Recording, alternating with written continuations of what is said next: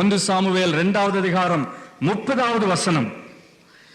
இஸ்ரவேலின் தேவனாகிய கர்த்தர் சொல்லுகிறதாவது, உன் வீட்டாரும் உன் பிதாவின் வீட்டாரும் என்றைக்கும் என் சந்நிதியில் நடந்து கொள்வார்கள் என்று நான் நிச்சயமாய் சொல்லியிருந்தும் இனி அது எனக்கு தூரமாயிருப்பதாக.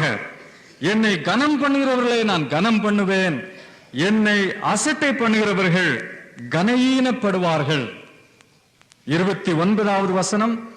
என் வாசஸ்தலத்திலே செலுத்தும்படி நான் கட்டளையிட்ட என் பலியையும் என் காணிக்கையும் நீங்கள் உதைப்பானேன். கடைசி பகுதி, அந்த வசனத்தின் கடைசி பகுதி, நீ என்னை பார்க்கிலும் உன் குமாரரை மதிப்பானேன். 3வது அதிகாரம் 13வது வசனம். அவன் குமாரர் தங்கள் மேல் சாபத்தை வரப்பண்ணுகிறதை அவன் அறிந்திருந்தும் அவர்களை அடக்காமல் போன பாவத்து நிமித்தம் நான் அவன் குடும்பத்திற்கு என்றும் நீங்காத நியாய தீர்ப்பு செய்வேன் என்று அவனுக்கு அறிவித்தேன். என் அருமையான